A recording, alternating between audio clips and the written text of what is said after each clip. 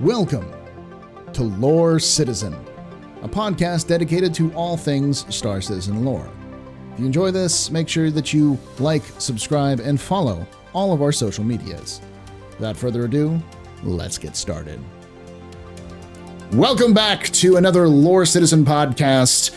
My name's Paul, Berserker and Batman Shelley, your one of your members today here at the Lore Citizen podcast. I guess I can finally officially say we're in the AstroHistorian channel for YouTube. Woohoo! Which is nice. Yes, Al has been told to speak directly into microphone. If he speaks beyond the microphone and mumbles, there is a loaded gun in the room that will shoot him. So you all we've heard you. We understand. We are the beatings will continue until old nun Al improves. That's the answer. Now, Paulie, that's not a very nice thing to say about old man Al Hurston. Now, I hear people are talking about stopping the supply of Evercrack as well. So, we've got to work on that. That's going to stick, Algared. You got to remember. You got to be careful of that one. Did you see the stream? You probably didn't because we passed it off to you. So basically, he had a slide of tongue, and he said, "I don't remember what you were actually trying to say." I was talking about EverQuest as a game. That's right, and he said Evercrack. But EverQuest was always referred to as Evercrack because it was a Yeah. So it was actually the meme name that people called EverQuest. Yeah. Back in the day. And I know it's coming up on the video right now. It's up there. It's just it's a meme of Evercrack. It's all it's going to be right now. But let's introduce the various voices you're hearing in here. Let's start with unfortunately Jail's not able to make it to us today. I'm going to give you a little bit of a story before we do this, which is we actually recorded this 2 weeks ago, but my dumbass forgot that my mic was muted. Yeah, you pulled an Excecute. It was a great algared, but it was a great discussion that I just fucked up on. So oops. So this is Jail is not able to join us today for this one. We'll be doing another one next week where he'll come in and we'll do some other stuff. So, but before we get to that, you just know that this has already been done. So some of this sounds like we've already answered some of this is because we have.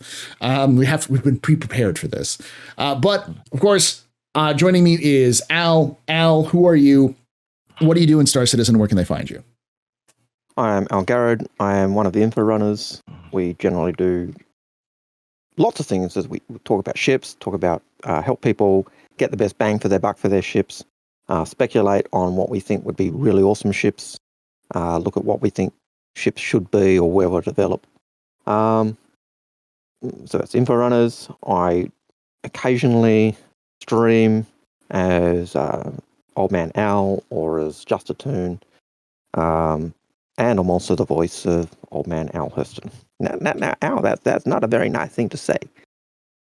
You need to do a charity live stream as Old Man Hurston for 4 hours. Just non-stop Old Man Hurston. Speaking of Old Man Al Hurston, on the screen right now is going to be a picture that was an art piece that was done of Old Man Al Hurston, a beautiful, wonderful art piece that I'm going to put out. I think we're going to do an art print. I'll have the link in the description. I'll do 100 art prints of this, only 100 for this year.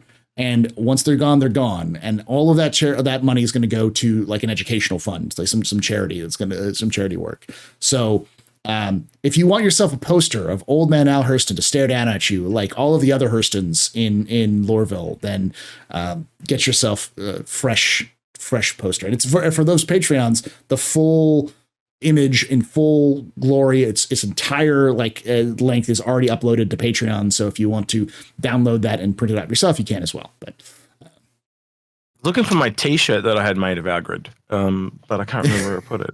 I remember seeing it. Yeah. I got a one-off made of algared. I've had people go, "Where do I get one?" And I'm like, It's a scary and humbling experience in a way to suddenly see your head on a T-shirt. On a T-shirt. Yeah, you would be surprised the number of people that are not even Star Citizen related. Because I wore it while I was at home after I got home, and people were like, "Who's that?" who, is he some kind of historical figure? I'm like, yeah. Yes. Well, I mean, apparently my students would say that. My students would say definitely. Old Man Owl has become spreading because who was it that did the video for video for Al? The video where they had the two memes. Yeah, where it was the X sent it to me at one point. Yep. And he was having to do some raids on a place to pay for the bills because Old Man Al Hurston had really high education standards. Now I say that was totally wrong. We actually supply education for all our children at Hurston because you got to make sure everyone is educated by their betters.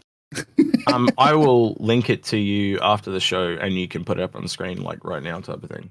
Yeah, I think it's actually on there before. Let me see if we can find it because I think you sent it before. I'm trying to find it. Where are you? I need to. It is on the personally. It is on the Inforunners. It was in the supporters chat as well, so you can get it in. Sure. It's from Voidy Vids, who is a content creator. I actually recognized it after the fact because he actually comments on a lot of these videos. So he's probably watching this video right now. We see you, Voidy. We see you memeing Old Man Al, and Old Man Al does not approve. He did approve. He approved very much. Now, the only thing I disapprove of is saying that the educational fees are too high in Hurston. We make sure that all children are educated to a standard because they need to be able to work to their contractual obligations. Just some more than others, right? Yeah. Yeah. Some more than others. And they need to make sure that they are educated by their betters. So we make sure everybody gets an education in Hurston. Not like in that our place like our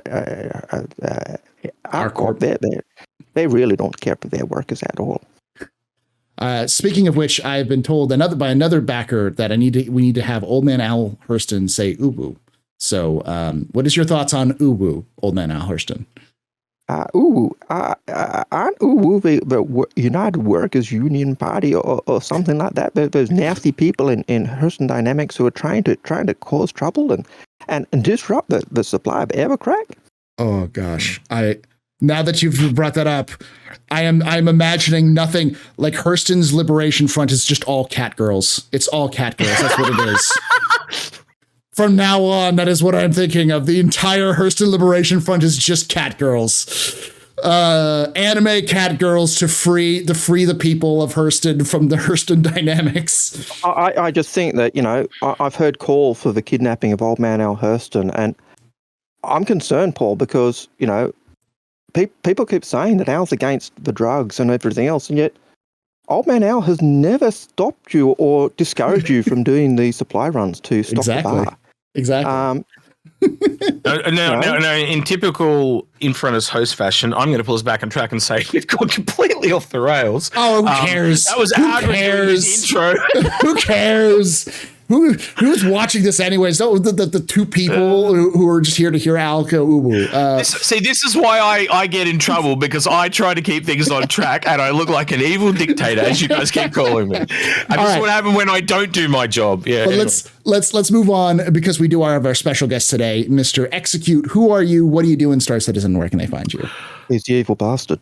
Everything Algared said, everything Algared said. I co-host with you guys on Inforunners, and we do all the stuff that Algared said. I think that's I'm not going to repeat it. There's no waste of time, and I'm terrible at self-promotion. You both know that anyway. So yeah, but I actually had an idea. Man, I think I had this months ago. I said I'll come on and I'll ask a bunch of lore questions I want to ask, and then I asked it and got them answered 2 weeks ago. Yet for some reason I'm back here again.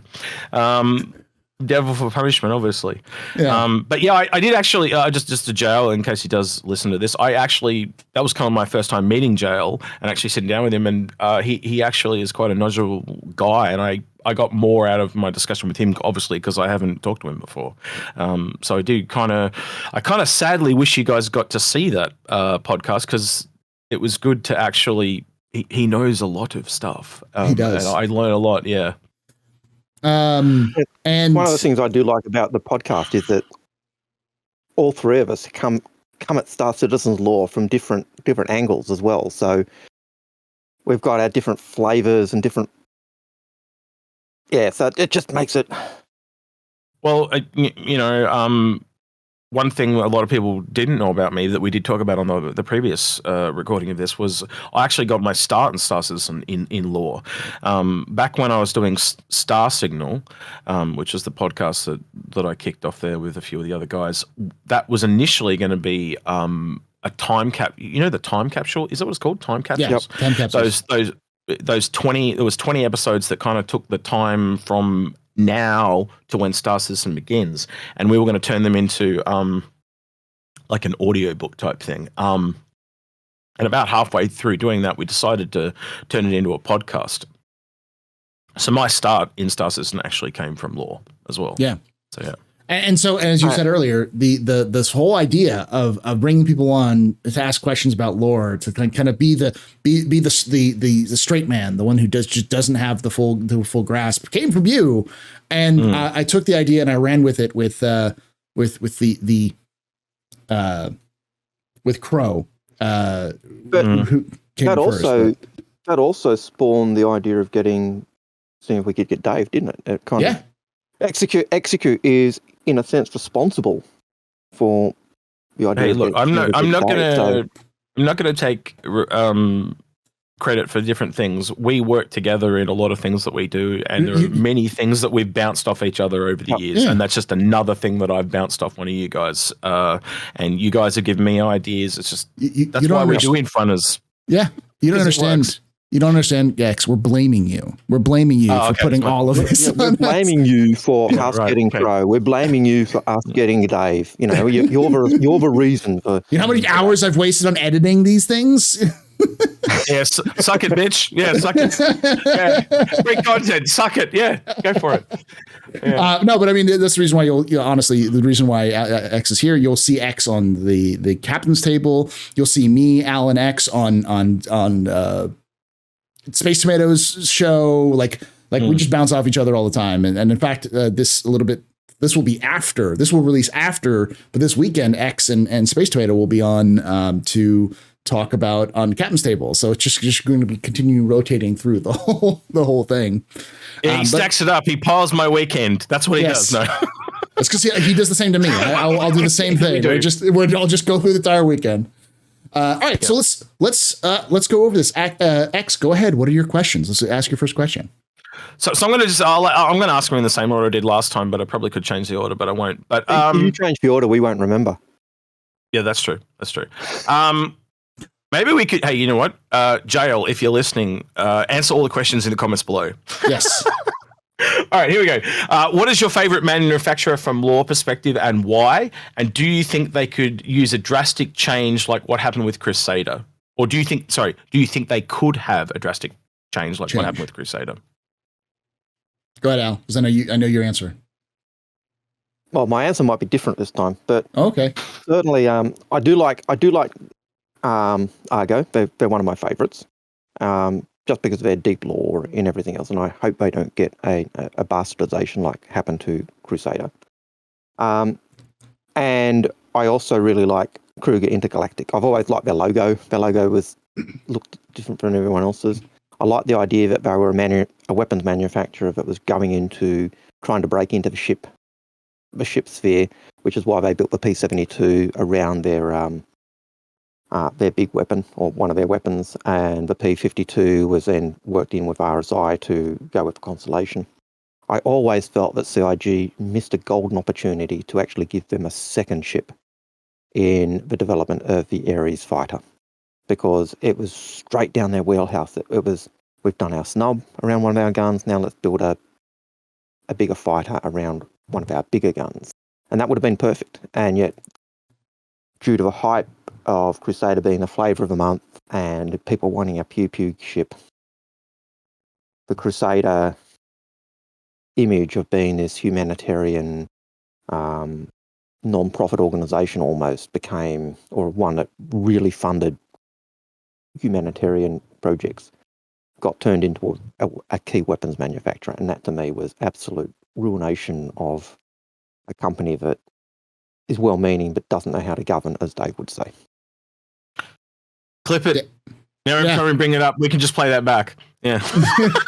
I agree. It's one of those things where it's like Crusader had such a good idea that they let marketing control the lore, which is such a weird. I mean, generally speaking, and this is important that I'll talk about this in the Inforunners, and Al and I will talk about it in Inforunners with X. But the concept is that lore only exists in service of the game, and if the lore is not in service of the game, it shouldn't exist.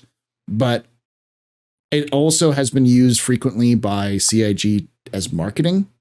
And I even hear, like, I made a joke about it at one point where Mike said something about it. This is just lore. It's terrible. I don't care about it. And so I made a joke about it. And Mike's like, you know what I meant, Paul? And I'm like, yeah, I know what you meant. But he wasn't wrong. Like, they're using lore as marketing material. And it's like that. It makes it seem like it confuses people about the game. It doesn't do what they think it does. And then on top of that, you have Crusader, which is like, oh, well, people really like Crusaders, so let's make them into guns. Let's give them guns because it's easier for us to do it. And it's like, the frustrating thing is we've got Hurston Dynamics, who in the system are the major weapons manufacturer. Yeah. They're the mob that are ripping the planet apart and testing weapons on the moons and other stuff. If you wanted to make a weapon for a ship in the Stanton system, Hurston would have been a better option. If you want to do a ship that's got really good components, you go to ArpCorp. If you want one that's got, the sciencey tech stuff, you go to Microtech. If you want one that's a people transport or a hospital ship or a science ship, Crusader, but you don't turn them into massive weapons of mass destruction. It's totally against their law. Their founder was against that. Yeah. So can I just... I get frustrated. Sorry. So can I just say two things? So to your point, Algared, I can give you multiple game examples of where the marketing has actually killed games, right? So it's a really dangerous precedence to do that. And the game example I would give you is the game Evolved, which is also on the Crytek engine, funnily enough. And they had so many awards at the E3 when they went there this year, and then the marketing just brought out all this stuff, and they made it really confusing, and it ended up killing the game.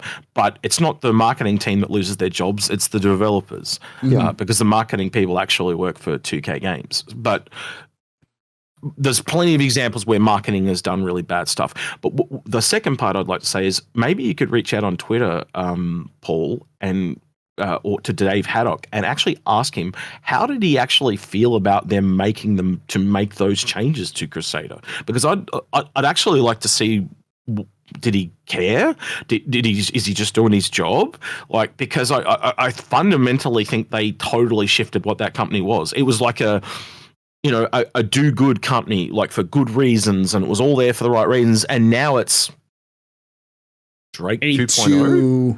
A2 Ares, and I agree with Al in the sense that the better company was that already made ships, that already does combat ships, that already makes big guns, and they cannot lie, that has connections with RSI, was Kruger Intergalactic, and they're perfect. There was the perfect platform for a space A10, which is what marketing don't care.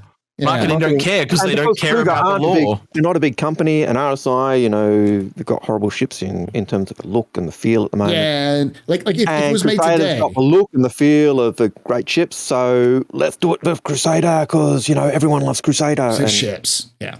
It honestly felt like now after the Scorpius has been released, they could have done it with Kruger, and people would have been okay with it. It would have been Kruger because everyone looks at the Scorpius like, oh, that'd be really cool, that kind of thing. But that's what it is. I'll give you my answer for my answer, which is always Drake. I love Drake. Drake is awesome because Drake is. They are the same reason why I like Castak Arms. They are so obviously bad. Like they are so on the nose bad guys, which normally goes, oh well, it means they're bad. It's like no, because they don't care. It's not that they're going, I'm going to be evil. Drake is like, we're just going to make a product and we're going to sell the product because that's what capitalism is. And don't get mad at us that we're selling a product to a market that you all have pretended that it doesn't exist, that now wants it. The frontiersman, the pirate, the outlaw, the people who are living on the edge of space who need something, they sell it, they do it, and they don't apologize for it, which is fantastic. And that's been like that's why I like them. They have vitality, whereas like RSI is super old school. They've been around forever.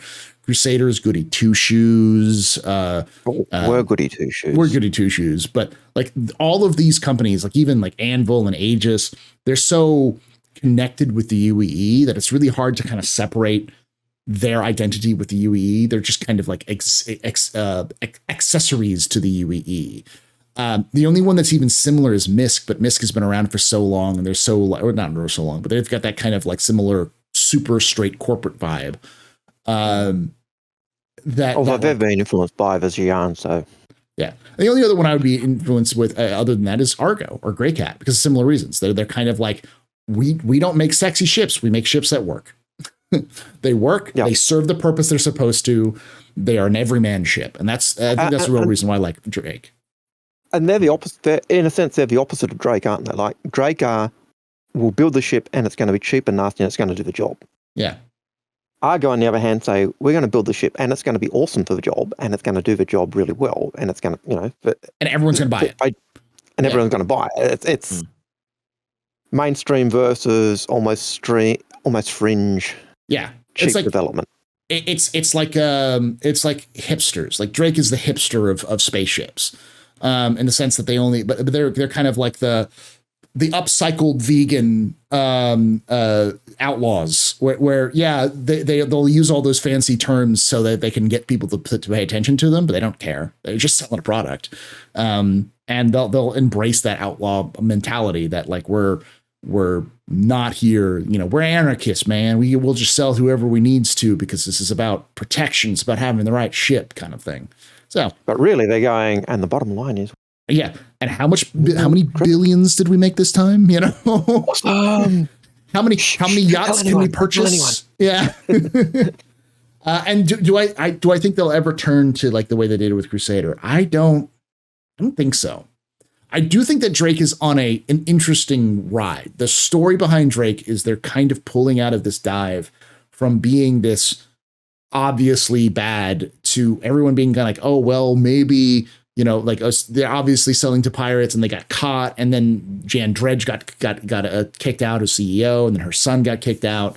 And now Alan Arden, the new CEO, is kind of coming in, and he's trying to like give their vibe a little bit different. And you can see the differences in the ships.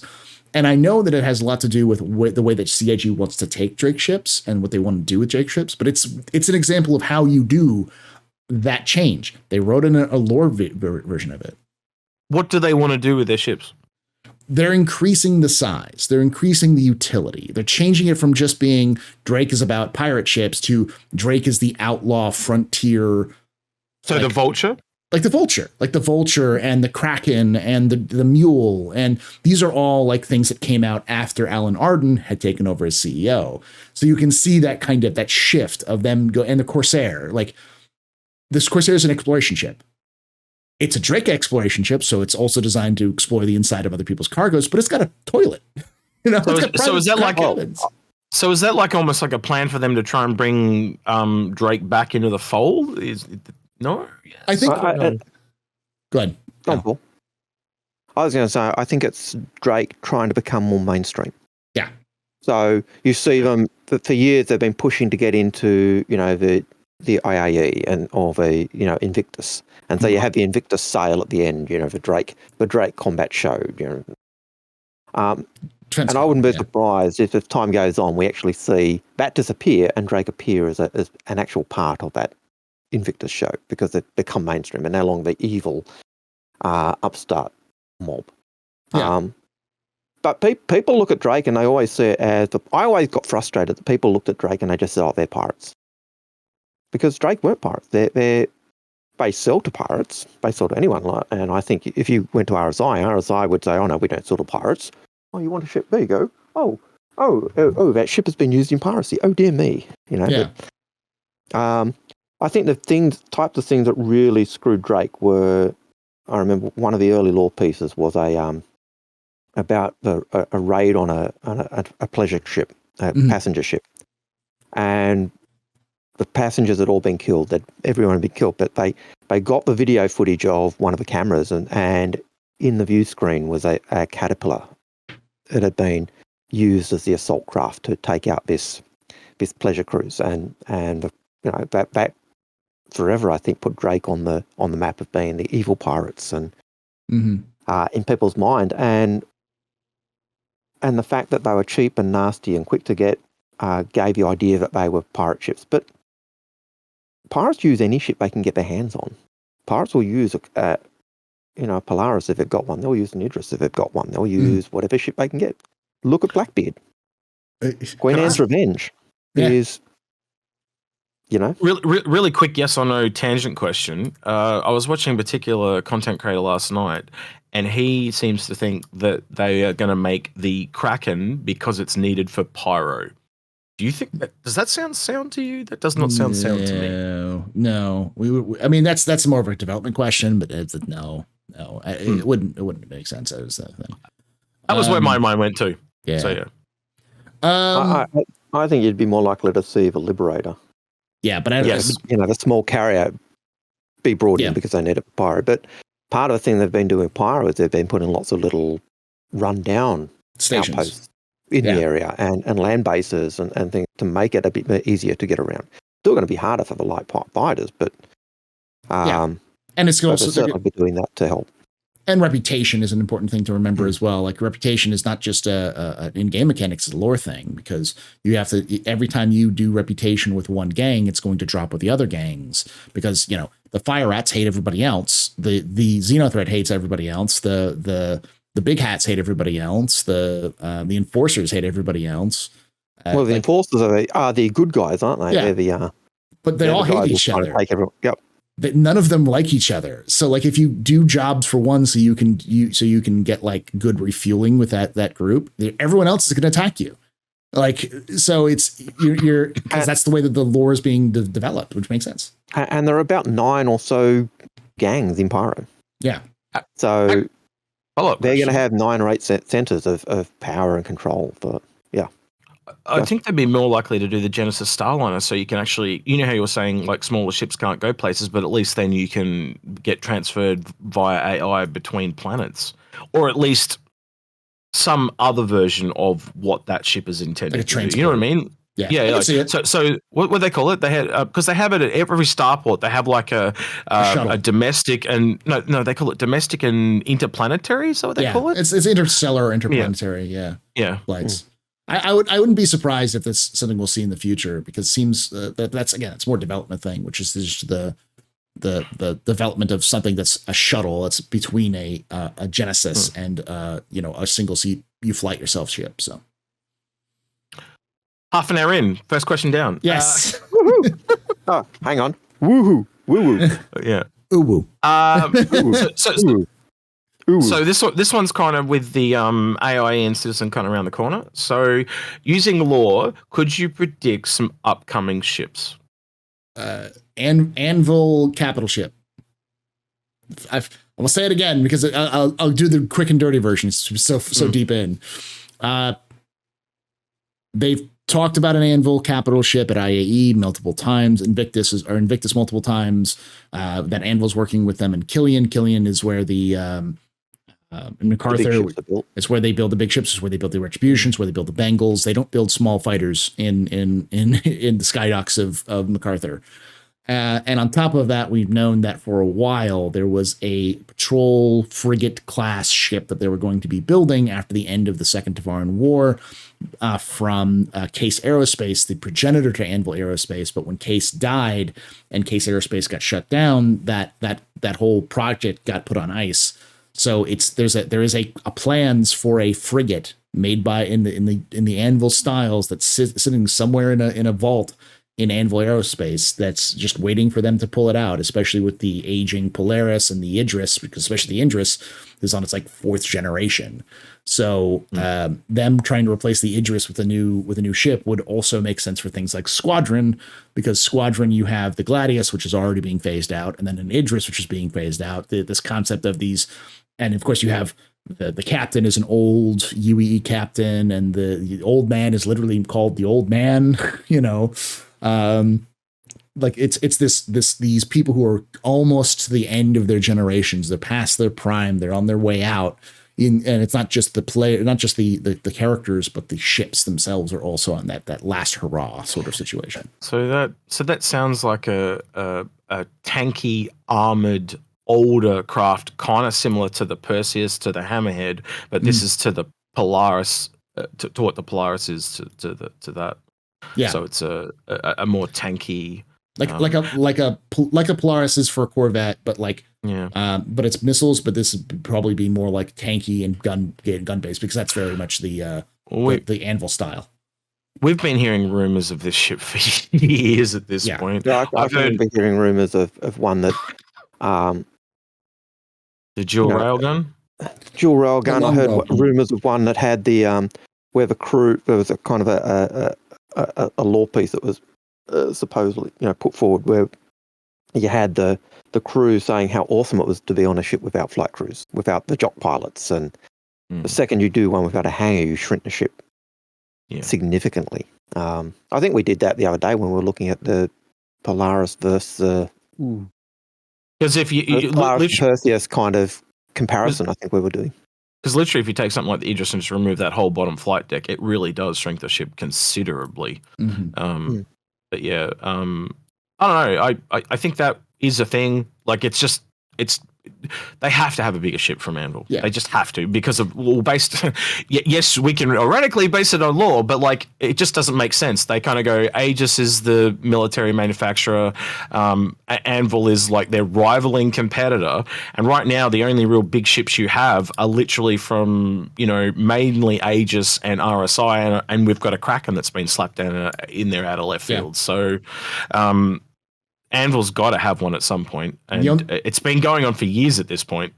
for reference, the only other ships that are big from Anvil is the Liberator, which is not a military ship; it's a civilian ship, and it's almost a vehicle transport rather than a carrier. So and the Carrack, which is a military ship, but it's not really a capital ship; it's an exploration ship, and which is cool. But Anvil is literally Anvil. It's named as Anvil Aerospace. Why doesn't it have a big tanky gunboat that you can use as a combat? And I think it has a lot to do with also just priorities, just not prioritized yet. So they got so many releasing with it.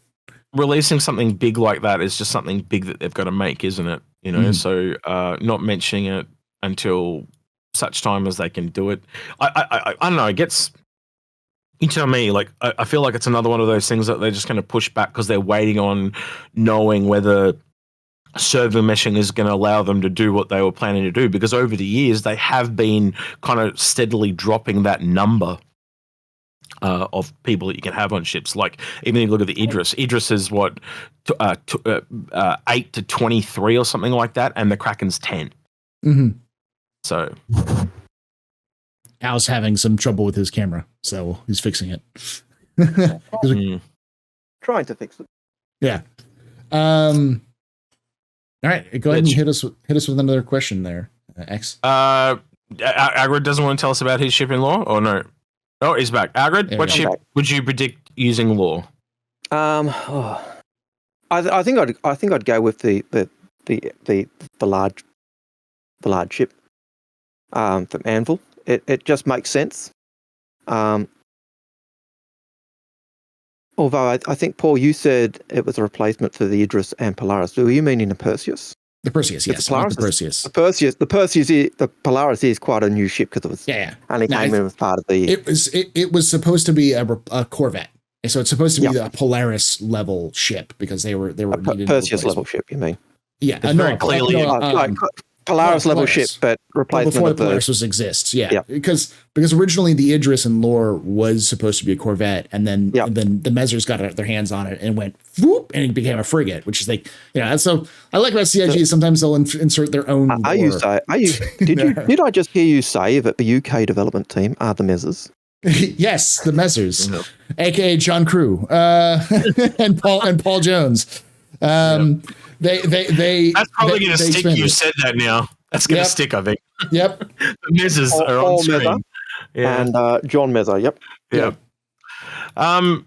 There is definitely a gap there, though. Like, you can, if you visually look at those on a fleet viewer, the Polaris kind of stands alone. So there's definitely, I think, at least room for at least two more in that size category. And I often say to you guys, rock, paper, scissors analogy, that the Polaris is clearly the scissors. So the tank would be this ship, so the rock, and then there's probably something, like how the Nautilus is a bit left of field, which is the paper. So there's definitely two ships there that could come in. I agree with those. Yeah. And I suppose I'd like to see a proper carrier. So a proper light carrier, not a Drake carrier. I'm sorry, Paul. But I know I'm besmirching Drake's awesomeness. Listen. As the representative from Drake Interplanetary, I will have to say, Mr. Hurston, that is foul. The Kraken is a fine light carrier. It is perfect light carrier. Just because the UEE does not recognize it as a light carrier does not mean it is not a light carrier. In fact, if anything, it means it's the people's carrier. Do you know, there's a really cool lore idea there that I just got in my head where they make a character that looks kind of like Paul, but he's trying to take Jack McCleary's job, like on another channel, and then like Jack comes back and like really gives it to him. Like that'd be really cool, like lore thing. Well, the FRU, the for those of you who are in the know, the American version of Top Gear versus the British version of Top Gear. That's it. Oh, and he just totally schools you like off the screen and just embarrasses the crap out of you. That'd be kind of funny, but yeah. All right, next question. If you could change one piece of lore, what would it be? Go ahead, Al. Paul? Oh, well, mine's the bastardization of Crusader. Mm-hmm. So I'm sorry. To me, it's an abomination. I don't know what because I'm generally okay with. Hang on, did we just get a short and sweet answer from Algared? What's going on? I just want to address the elephant in the room. Welcome to Lore Citizen. It's a different podcast. We already talked at length about the bastardization of Crusader. I would say, and I know actually this is one of those questions asked, and I know Jail said something to the effect of Stanton, the age of Stanton, and how it is. Honestly, for me, it's the early days of human exploration, because it is so screwed. Actually, no, that's what Jail said too. So I'll go with Jail's answer as well.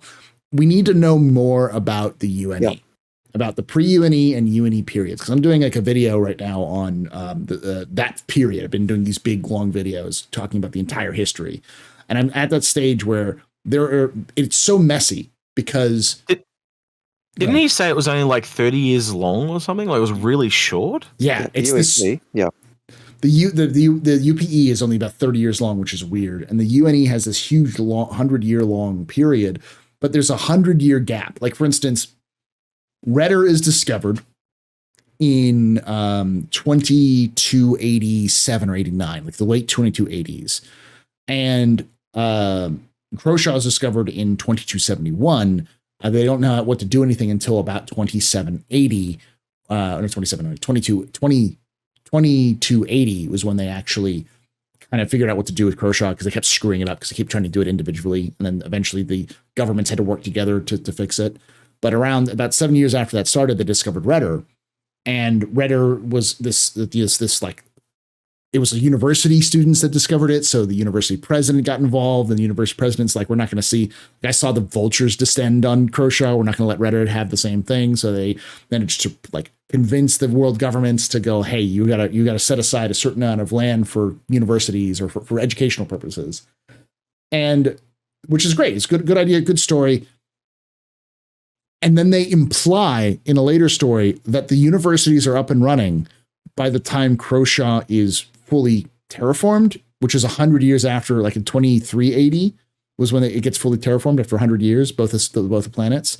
But they implied that the universities of Redder are already working and have been working for 100 years before that. But they also imply that Croshaw was itself the first extrasolar planets to be terraformed. So it's like, what? It's that sort of thing. There's a lot of weird problems in the early days, because a lot of it is from this pre-period before they went through and tried to like fix a lot of the changes. And since then, they haven't really gone back and fixed the problem. They haven't tried to streamline it.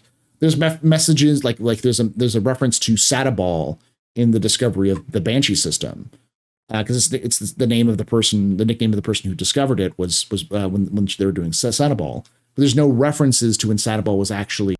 We know generally the idea of how it happened, but that's the first reference to it in lore. And so it's which clearly says that Sadabal must be a thing before that point. Yeah, because she was playing college Sadabal, so it's like, you know, college sports. So it was big enough to be a collegiate sport by then, but there was no reference to it before then. So it's like those sorts of things where like they're pieces that they've left trailing off into the early history. And I know they leave those pieces intentionally in modern lore, the stuff that happens in the last 200 years, because they want to tie that in with stories. But this is like, they did it because they said, oh, we'll come back and clean it up later and fix this. And they never did it.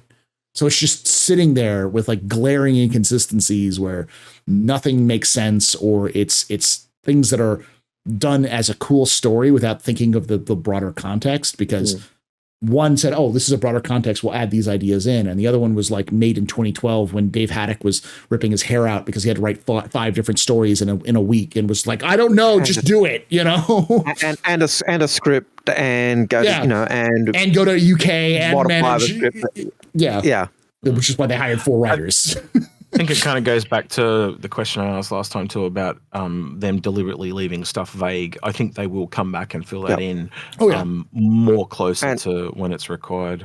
And it's one of those things where it's the type of area they could go into more detail and really hone it in and polish it, because it's the history of humanity. Mm-hmm. So they don't like giving us the history of the Xi'an or Xi'an, or however you say it. I never get it right, and people always bag me out for it. Or the Banu, or the Vandul, or the Tavaran. Those things are, you know, they're deliberately there for us vague so that we have to go and look for them. Because we're writing, the history is from a human perspective. And I hear people complain, oh, well, we don't know this. And we deliberately don't know this. It's deliberately one-sided. But for the human history, that's the type of stuff we should be able to check out and know. But I also understand they were doing, you know, 12-inch paintbrush type roller paintbrushing the history in very broad strokes to be very general and the rest of it. And we know, you know, the whole Stanton setup with ArtCorp. That was originally like 20 or 30 years, and the whole place was fully Coruscanted. And that's been revised to kind of get a wider development time now. So, yeah, I understand the problem, and I'd like to see it fixed. But yeah, it's one of those time issues, and why they need 4 writers or more writers than they've got now. Yeah, and that's what it's like. It's not a huge issue for me, but it's like if there's one thing that would change, it'd be that. Because it's just it makes it so it's very difficult to get people who might be interested into the lore, because a lot of people who are like interested in lore stuff and in story stuff, they want to know the story. They want to hear that simplified story. And when you're like, we don't even know when these systems were discovered, it makes people go, what? You know, like people are really excited about things like Argo being existing since the early days, and RSI's story and all sorts of things. But when you come to like, that was the other thing I'd say, kick Chris Roberts out of the freaking lore. Chris Roberts doesn't need to be in the lore. Like, I get it. It's a nice tongue in cheek, but him being the founder of Robert Space Industries is kind of weird. It's kind of a vanity kind of thing. It's just like kind of a bit on the nose. Yeah. Like maybe if his name was, you know, Christian Roberts. Maybe you make it so it's a different Chris. So it's like it's Chris Roberts, but it's not our Chris Roberts. It's another Chris Roberts. Spell it differently or something like that. Yeah, I would get it. Huh? Yeah, it's funny. But like his name is Chris Roberts. It's spelled the same way as Chris Roberts is. It's like everything, you know, or make it like they should go the other way. Just make it like his daughter or something. So it's like Sky Roberts or something. It's Chris Roberts, but it's a girl. You know, it's Kristen Roberts. You know, there we go. Like that would have been a little bit like, I get it. We get it. We know what you're going for. So Kristen Roberts and Sandy Gardner, or Sandy Roberts. Yes. With Sandy being the guy and Christine being. Yeah. Sandy's a name, a guy, masculine name. So any other questions, Al? Alex? Yep. So the next one is, what weight do you think the lore adds to SC if they can just change it at any time they feel like? But I don't like changing it. They really don't. We actually talked with Dave about it. Yeah, like they are very hesitant to change lore once it's been out there, which is why they paint, as Al said, in these like 7-inch paintbrush rather than being very detailed, because it's much easier to paint in a vague idea and then fill in the details later, because they don't. Lore informs the gameplay, not the vice versa. So, or a gameplay informs the lore. I'm sorry, not vice versa. So lore is important, but it's not as important as the gameplay. And CIG wants to make sure that even the gameplay, like the regeneration, Respawn has its own lore in the game. It's something that Chris Roberts wanted to have in the game because it's cool. Like, it has an explanation. The customization of your face, like the character customizer, is an actual in-lore thing. But that obviously came up first, and then they added lore later. So I so want to hear what Dave Haddock's got to say on what happened to Crusader then, if that's the case. Yeah. But one of the things when we did the interview with Dave is he was saying that they like to give, they also try not to be the point where they lock the developers in, the artists in. They want to give them the scope to be able to do their thing, and not make them go, oh, we've got to put a railgun on this because X, Y, and Z said it's a railgun, and so we've now stuck. So they'll say it's a big weapon, or or it's got size 4 or size 5 or a cannon, and you can decide what type of cannon it is. So they really want to give a flavour, but not necessarily the sense. It's a bit like some of the early stories. You get I think last time you talked about that. There are ships that are just the Hornet. It's the Anvil. There's no ship name. It's just the Anvil. Or you get the in the Instrument of Surrender. You get the Tavaran ships just as what the type Vulture. of ship they were. The Vulture and so you're giving that broad brushstroke approach, and then the details get filled in later. Yeah. Well, it's that deliberately leaving things vague so they've got the room to change things in development if they have to, and then closing the gaps as development closes. People have complained that the regeneration stuff changed Death of a Spaceman, but it didn't. It was the lore trying to make sense of Death of a Spaceman. The Death of a Spaceman in the context of how the game's running. So Death of a Spaceman doesn't change. You've still got, it was always intended you would have so many respawns on your character before you had to have a new personality take over your gameplay. You were never losing your stuff. It was just you would have a different character. You'd bequeath it to someone else, and your son or daughter or friend or whatever would take over. Does allow and Death of the Spaceman really just made sense of that sense in terms of the way the game would work. It does allow them to add a bit of character to the characters. Sorry for the weird pun, but like the prosthetics and things like that. Like it shows a depth to the character, so they kind of like grow and mature, and then because it's a game, they kind of pass, and then you get another one. So there's this. It kind of gives your character a perpetual evolution, where in other games it's just the gear you put on, and then like if you look at WoW, for example. Once every 3 to 6 months, they bring out a new raid, and the only thing that really changes is your gear. Yep. This is more than that. This is a depth and complexity that can change more frequently. And even eventually change when the actual look of the character has to take, because, you kill Old Man Al Hurston enough, Old Man Al Hurston would literally have to change. Now, I can imagine people will just go, I have a new character, and they'll do the character, a facial thing, and it'll look exactly the same, but they did mention a thing about genetics too at one point, didn't they? About you could, like, depending on who you marry and stuff, your character, so that'll start to come into bloodlines and stuff like that. Yeah, where you originate from is important. Where your character's originally from will matter. Will limit your character customization screens and such. But I think. And it'll also, sorry, go on, Paul. I was going to say, and like to answer the full question, lore still matters a lot. It's still the basis of everything. And they don't want to change it. In a very rare occasion, they will have to change it because something fundamentally has to change. But they've done a very good job of skirting around the retcons as much as possible because they were so vague when they first started making a lot of this stuff. So, and I think you see probably the biggest retcon you've seen was, at least from my memory, is the Stanton date.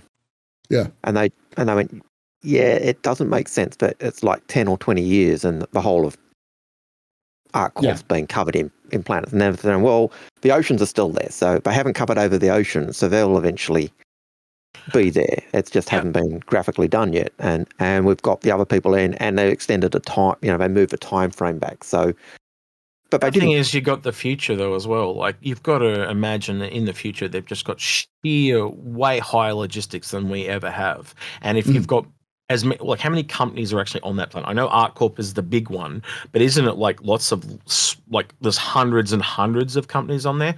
I can see that being a real thing if the population of people was there to back that, right? Seems very unrealistic because we're looking at it from our time period. But if you multiply that, like, wait, what is there on Earth right now? 7 to 8 billion people? We could be talking like at that time period where we're 1,000 years in the future, there could be, 100 billion people, right? And when you look at it on that scale, I think 20 years is a drop in the ocean, really. Like you look around where you live and the number of buildings that have changed in, like if you've lived in the same place, that is, right? The like how much a place has changed in 20 years, right? And you scale that up to like the cities and stuff like that, and remember that we're at a tenth of what they're essentially, like what they could, if there was 100 billion people. I think it's possible. I really do think in a 20-year period you could cover a planet like that if you had the technology. Like I saw I suppose put that in context. I saw a photo of my, I think it was my great-grandparents recently, and that would have been like at the earliest time of photos, and they were like,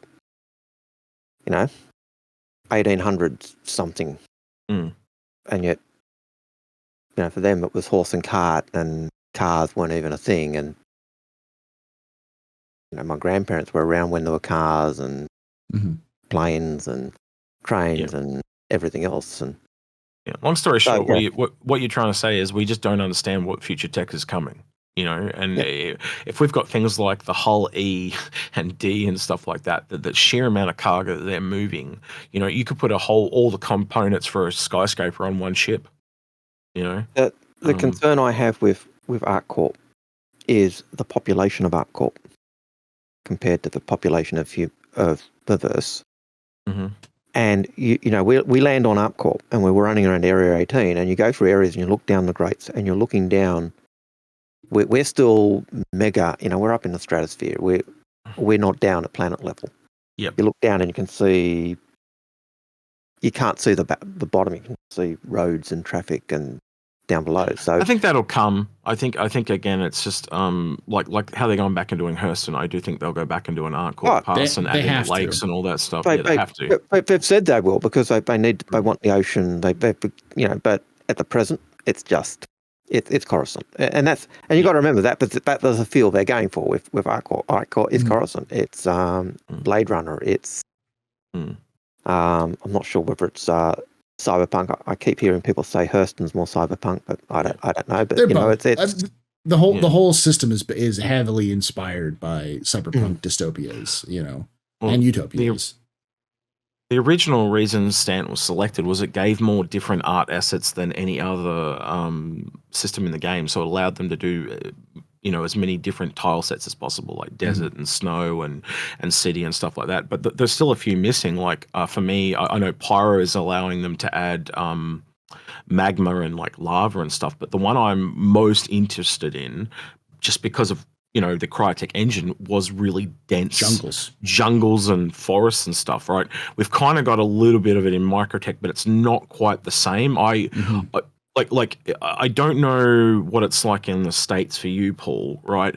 But algared, you can definitely probably relate to a really dense pine forest, right? That dark, dank look where they all grow really close and tall, and it's really creepy. We don't have that yet, right? Yeah. Or a rainforesty type thing. Yeah. Where like you walk through and you got to push past like just so much brush. Yeah, like I mean, what do they call that? What's that the sword machete thing? Machete. Yeah, that's it. Machete. It's a type of we don't have the dense where so dense where you cannot take a vehicle in. You have to go on foot. You can't even ride a horse because it's so dense. You've got to go on foot. You can't land your ship because it's just so many trees. There's just so much brush. You just cannot land. Yeah.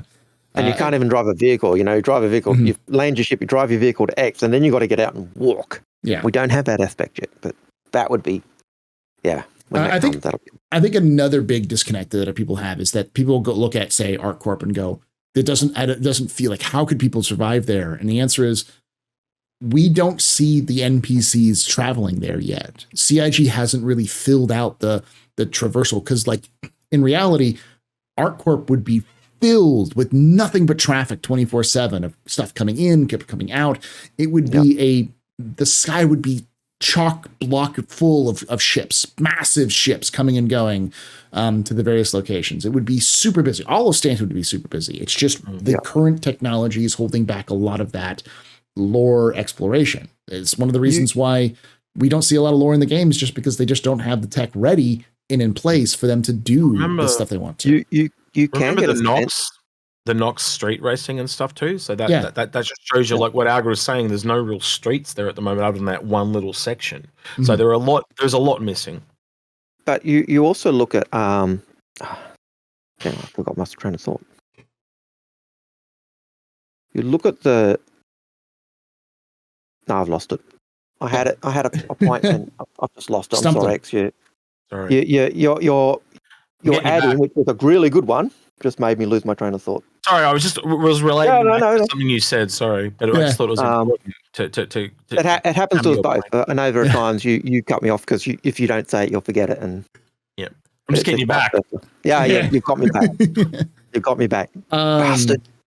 But yeah, it's a lot of these. The universe will be filled with life in when a lot of that stuff comes in. And Dave Haddock has even talked about, like, that's one thing they want to do. They want to do that right away. They want to have more lore in game for people to access, and they've been pushing it, but they just don't have. They just don't have it yet. Like I remember them talking. They sat down in a monthly report and talked to a bunch of the team leads and said, "We want to have lore in the game. What will it take?" And they're like, this, and they're like, they just kept listing it off, and that's why it's like, yes, this is.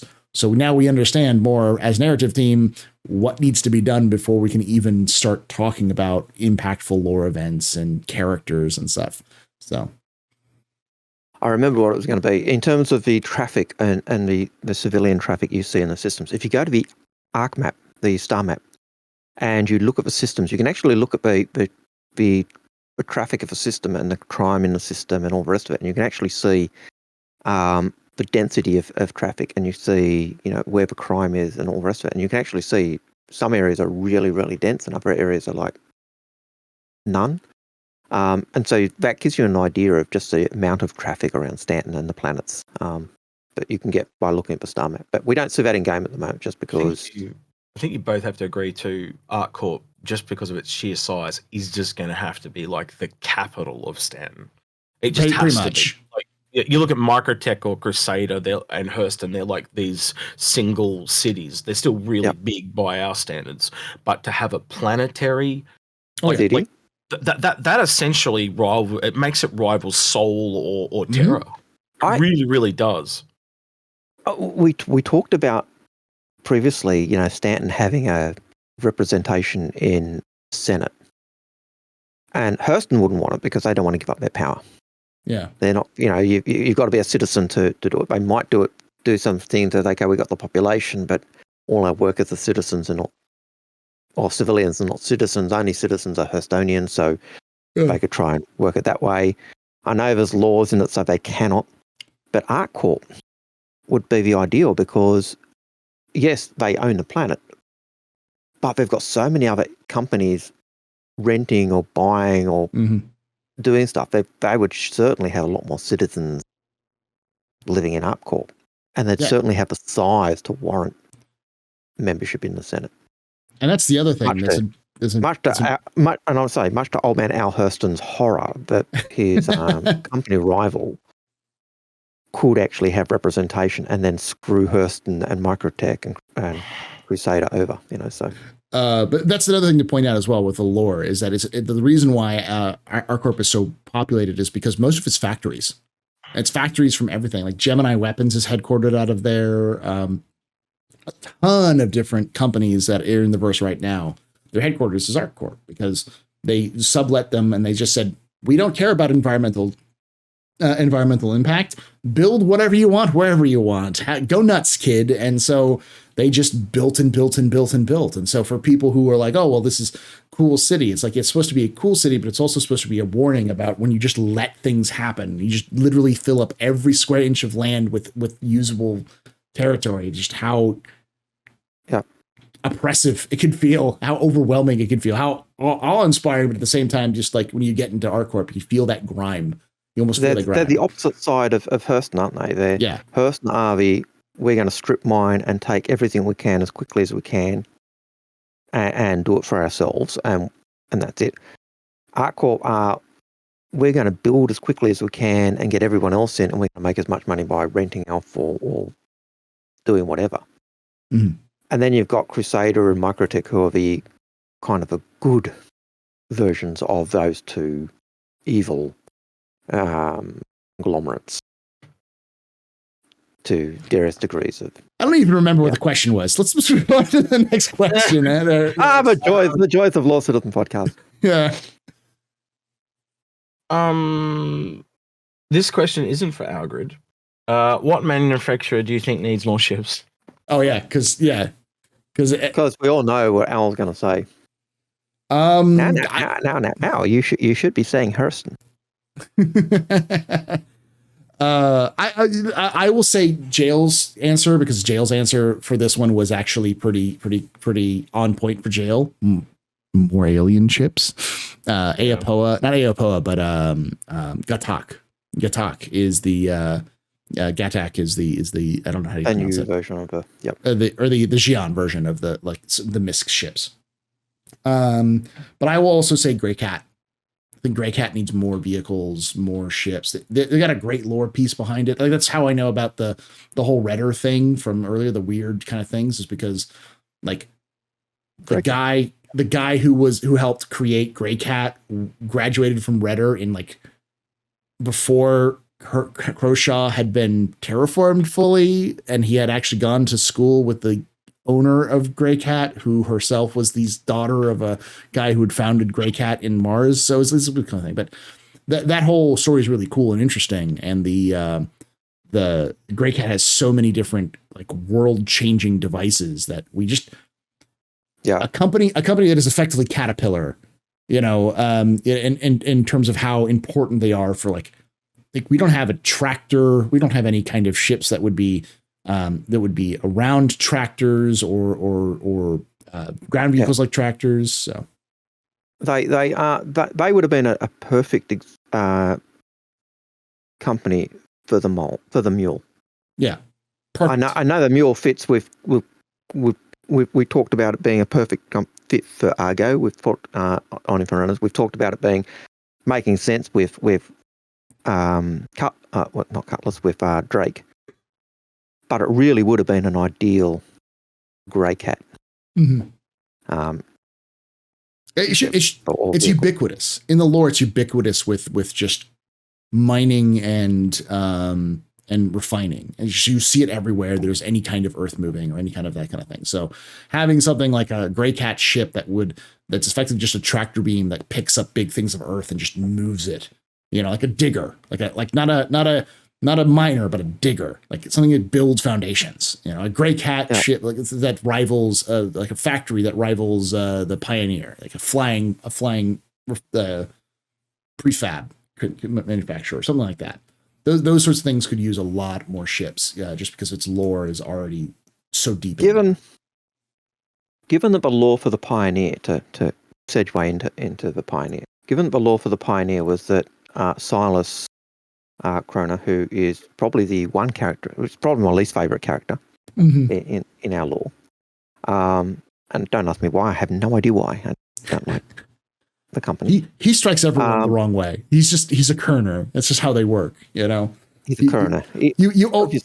There's always something weird. Whenever he opens his mouth, it's like there's some lie. There's some technical truth you're saying, but you're lying. There's some sort of lie that's about to pop out of your mouth. But when he developed the Pioneer, the idea was to make building of bases available to every man, even if it is a ship that cost a ultimate billion that no one can afford. Yeah.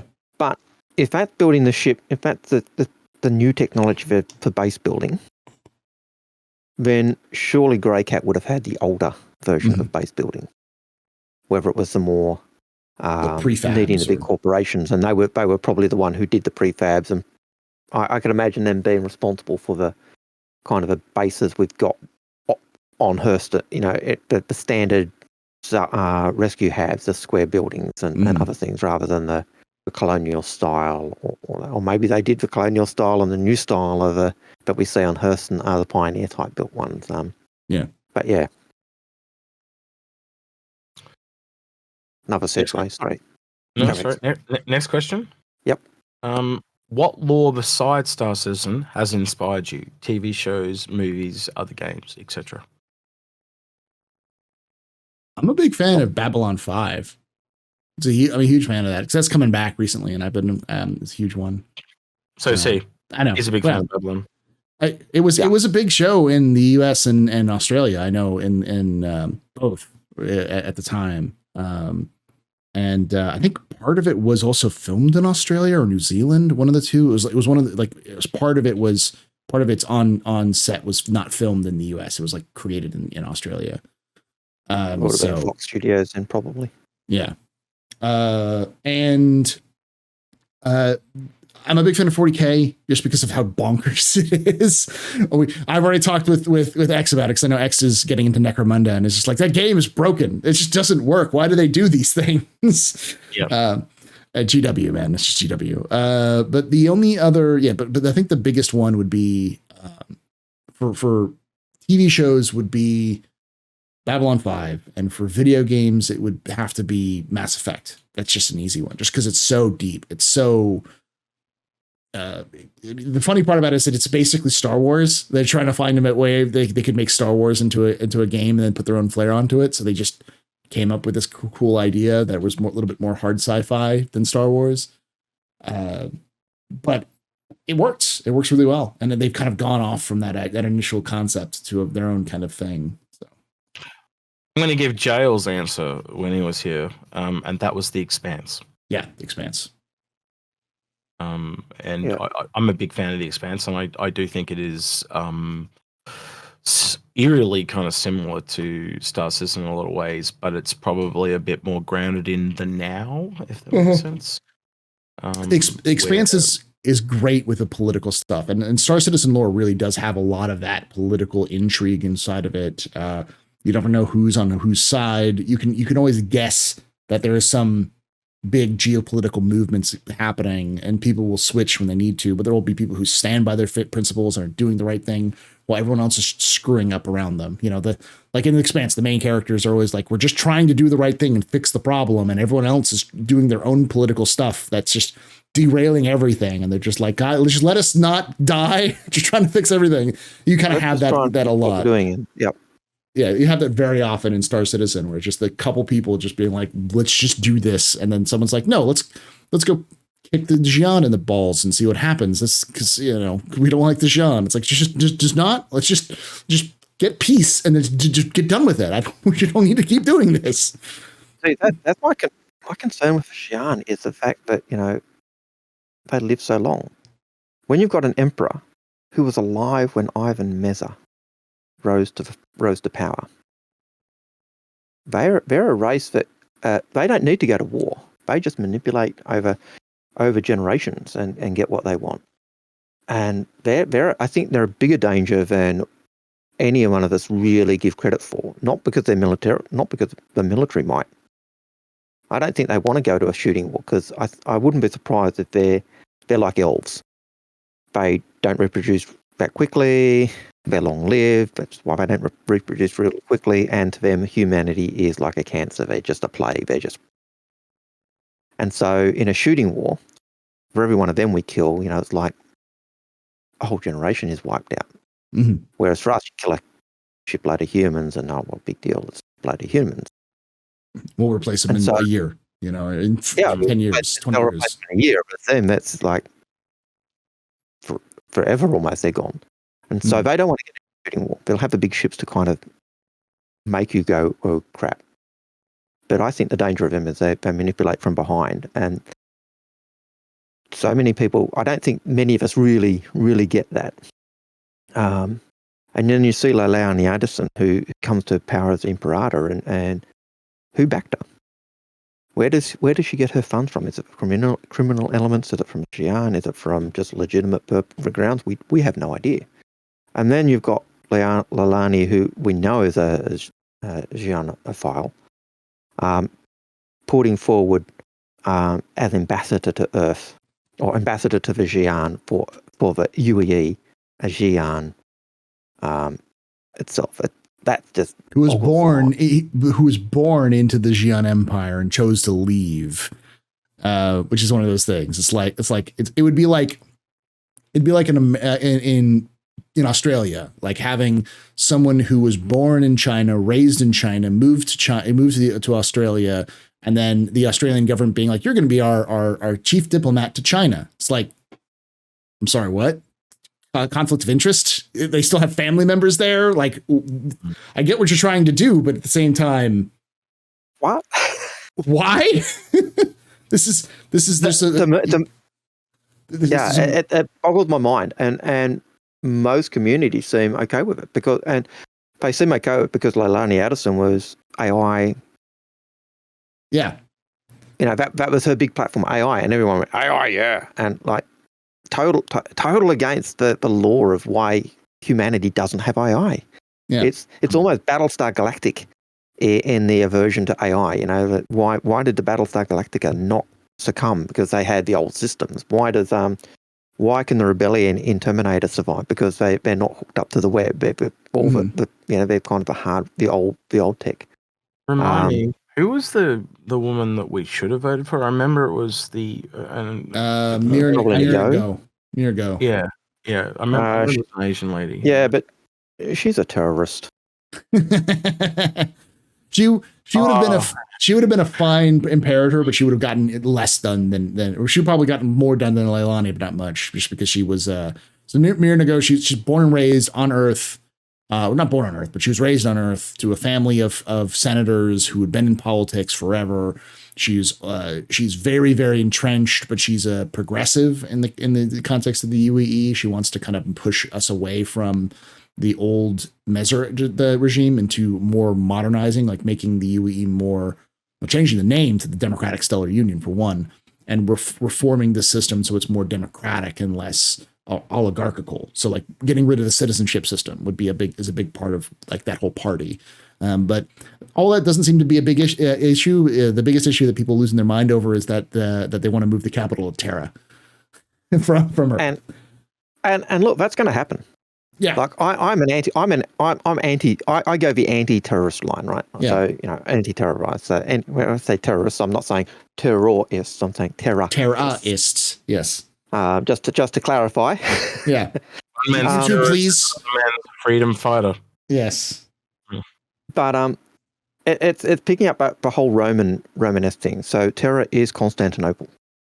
That is the idea of Terra. It is Earth is Rome, the old empire. Terra is Constantinople. It is where the military was placed in ancient times because it was close to all the trouble areas. So you could get the mobile military. So and I liked one of the stories about Constantine. Constantine at one time goes back to Rome, and the Praetorian Guard and everyone in Rome basically bagged him out because he'd gone native.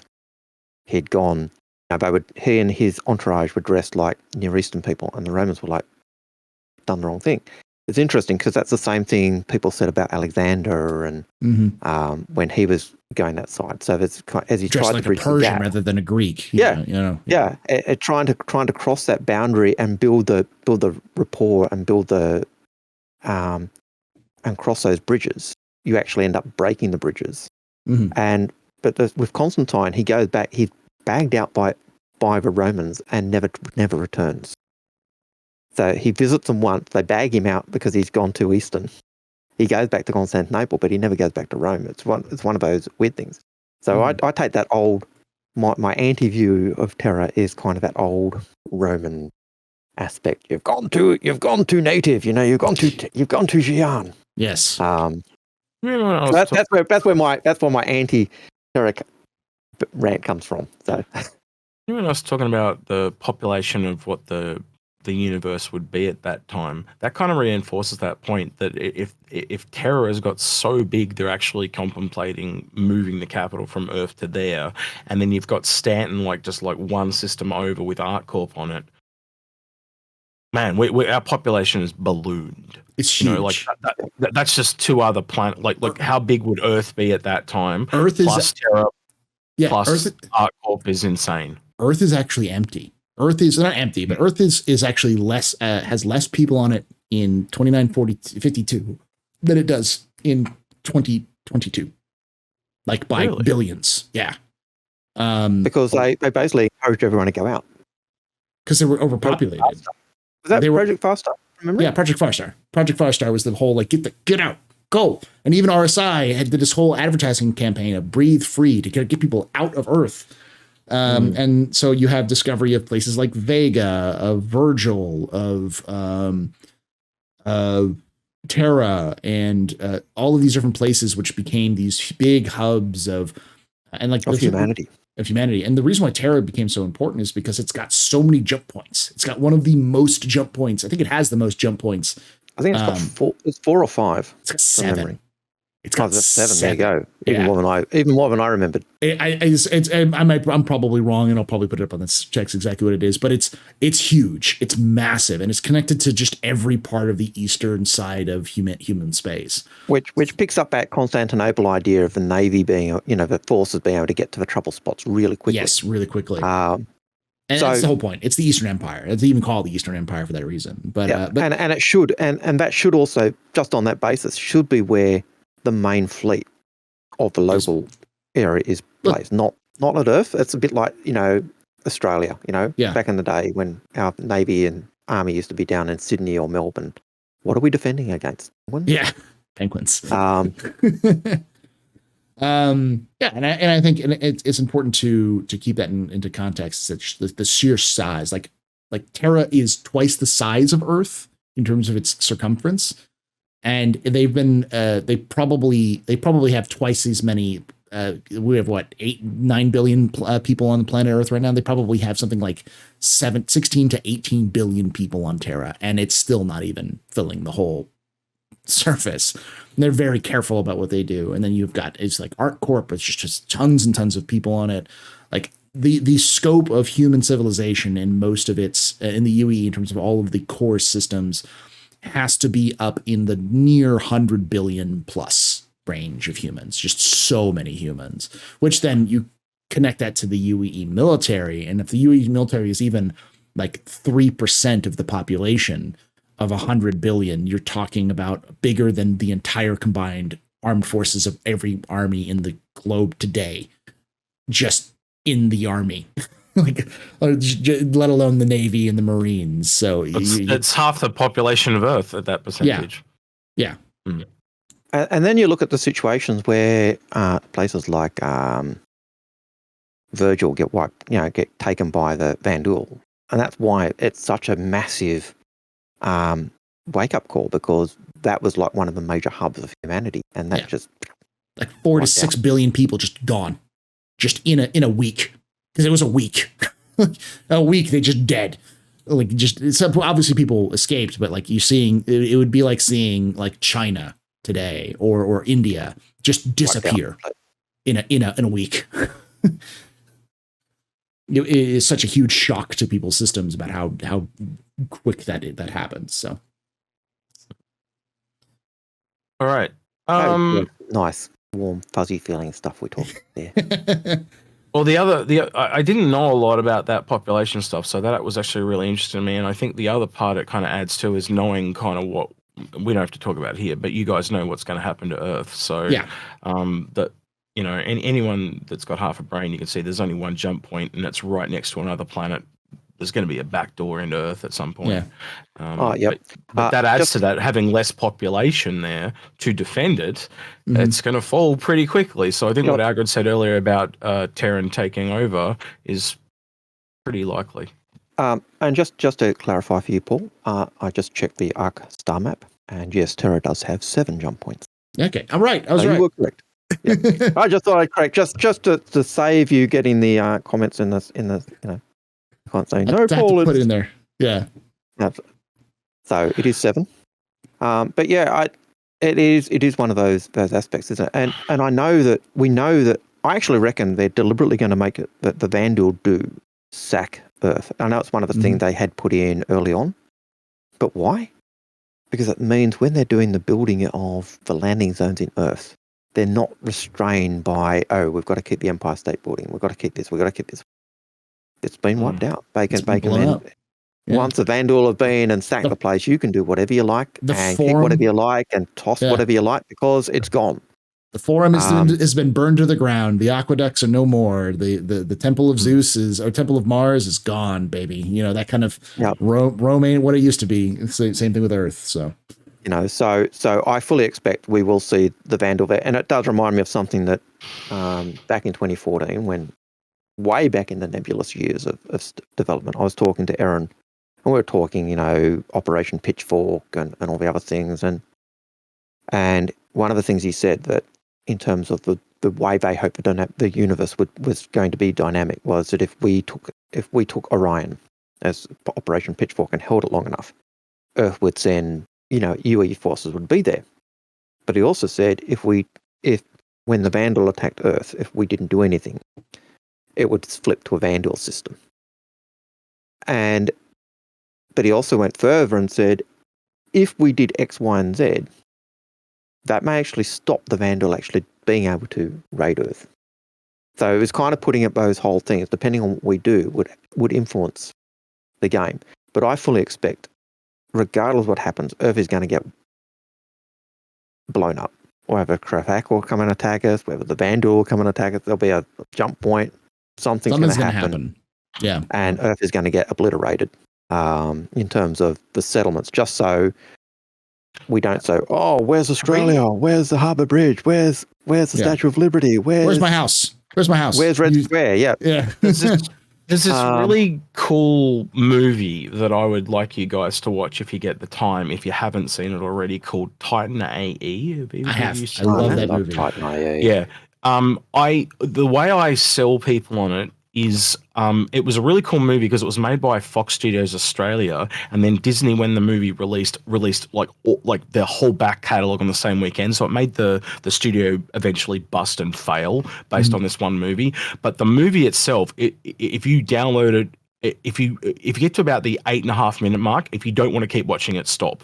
But that in those 8 minutes, you go, this is not a Disney film. No. It looks like a Disney film, but then when you play it, it's like, holy crap. You would never see that in a Disney film. No. If I remember correctly, Drew Barrymore voices. Yep. Matt Damon and Drew Barrymore. Yep.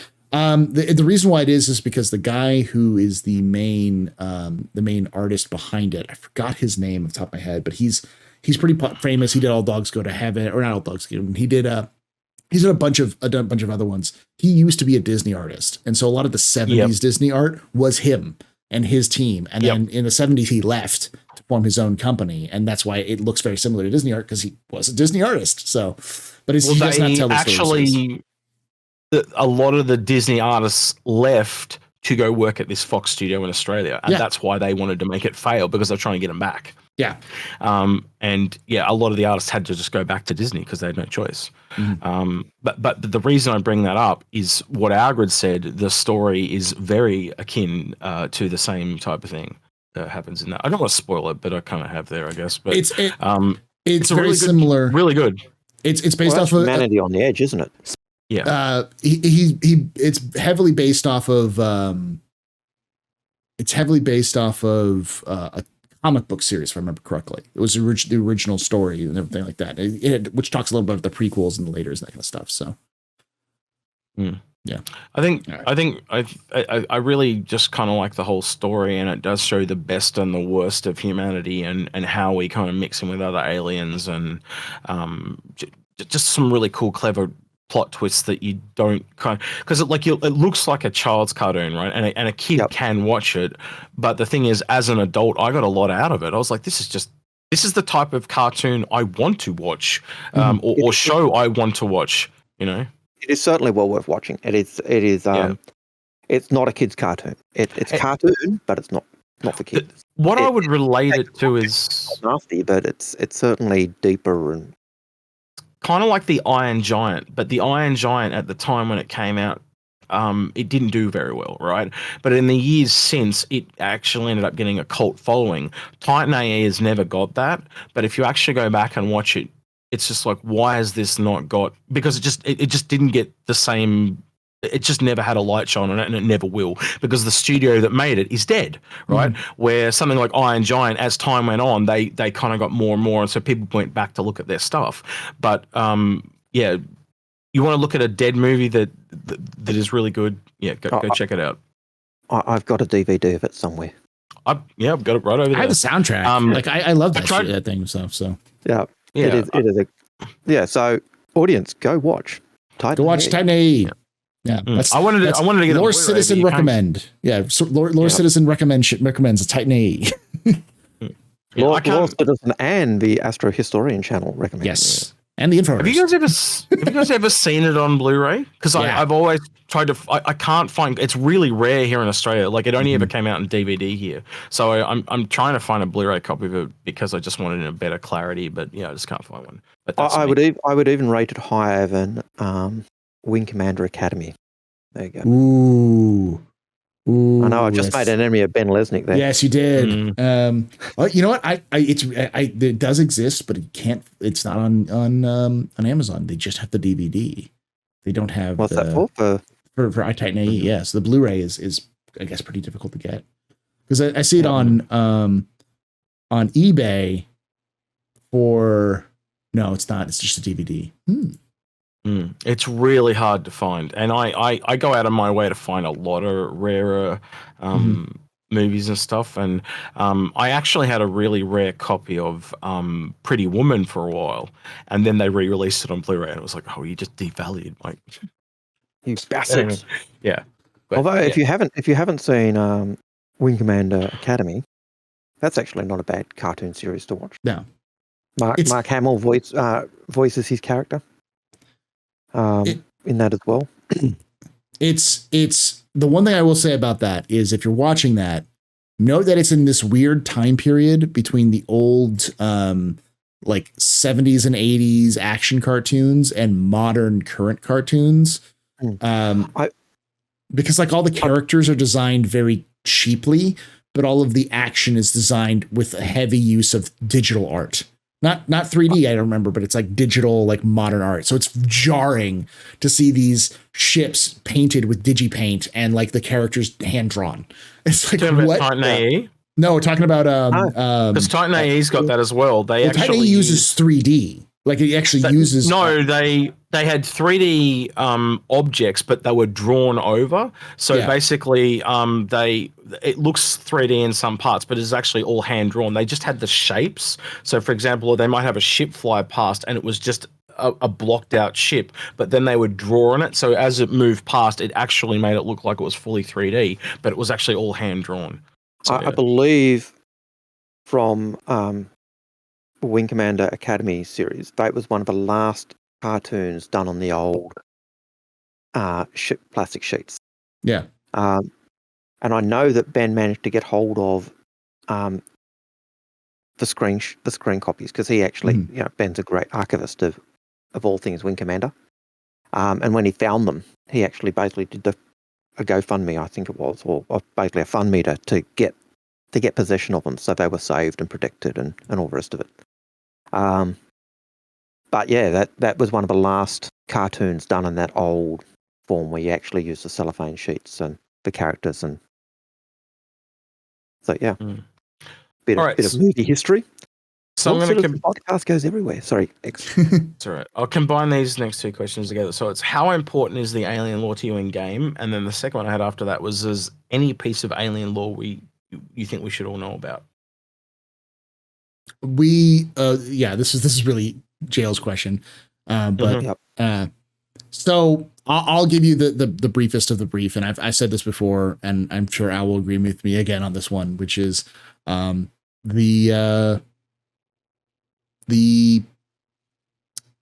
Tavaran Wars. Like, you have to know the Tavaran Wars. I think, what was the other thing we said?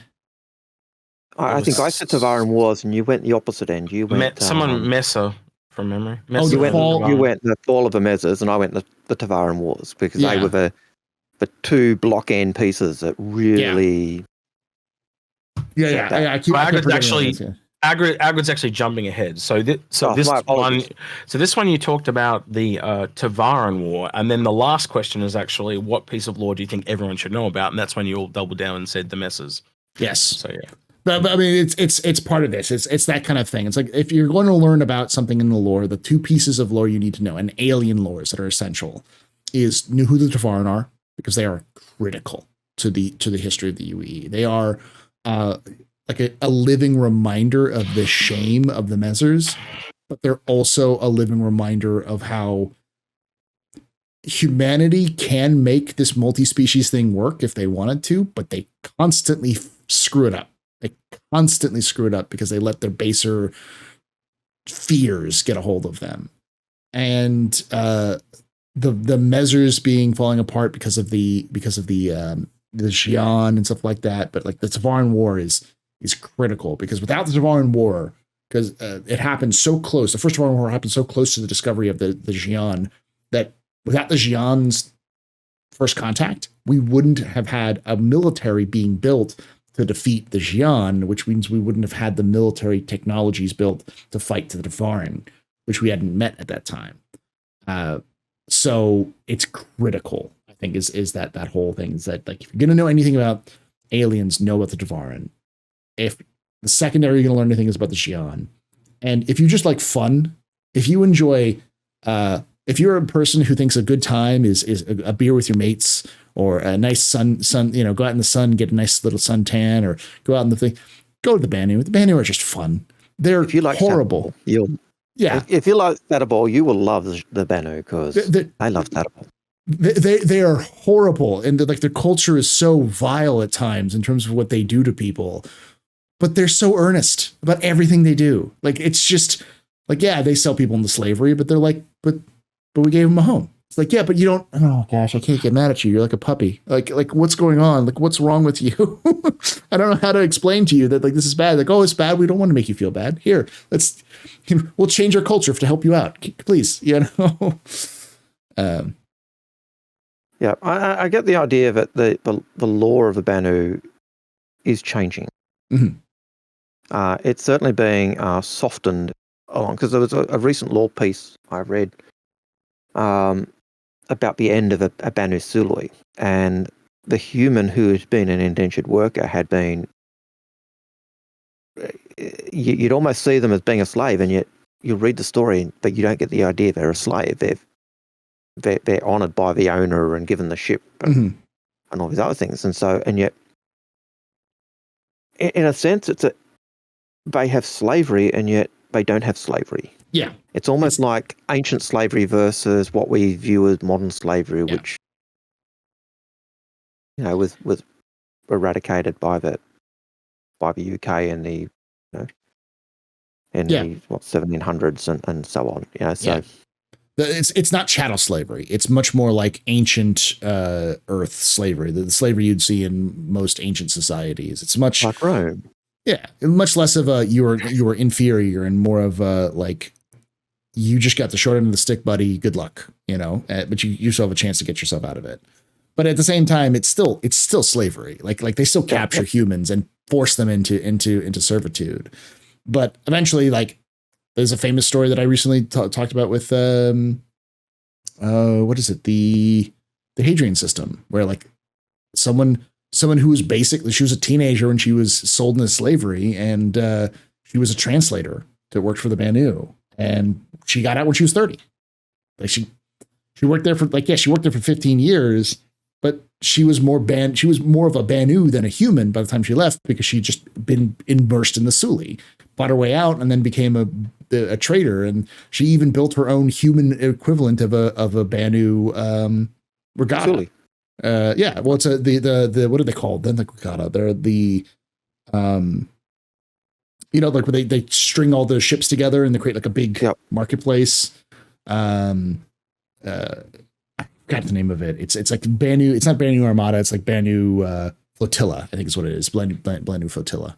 So I am looking forward to that whole cultural part and learning their ways thing, and the actual alien aspects of the aliens. Like that is something I'm like. I've always had that, like, it's the same thing with, like, people that buy alien ships know what I'm talking about, that appeal of doing something different, to getting out of your own skin and trying something truly alien. We even kind of talked about that a little bit yesterday on our live stream, Algared, where we talked about the creatures and how you can just doing something differently to change it and to spice things up. And you kind of do see that in the ships, but I'm more interested in seeing how it's going to go with, as I said, with culture. And we already know it in things like the food, and how is that going to actually have tangible in-game gameplay changes. Like, give an example. Let's just take the food. If you're a chef in game, are you going to have to actually actively go out and learn how to design like their food? Because they have really weird food, yeah. That, like, isn't it like they're like really spicy or something? Rotten. Xian are carrion. They're They're carrions. So. Well, anyone that cooks food will tell you the best way to know it is you are constantly tasting it. Mm-hmm. So are you? Excuse me, but I'm trying not to laugh. But you're going to be testing. Oh yeah, it's just rotten enough, Well, it's like kimchi, but like if kimchi had expired, like gone off kimchi. It just sounds weird, but Yeah, but I once heard that chefs will often eat the materials raw to get the taste before they cook it. Got to know what it tastes like before you're using it, and got to and if you wouldn't eat it, but you don't serve. But make it go further. Like, what if there's a particular alien race that, like, I'm just going to pick something random, like something that's poisonous to us, So we literally can't cook it because we can't eat it, Banu do that. Banu eats. They're the ones who have the like really spicy and like really like they'll eat pretty much poison for humanity. But it's like it's not. It's like really.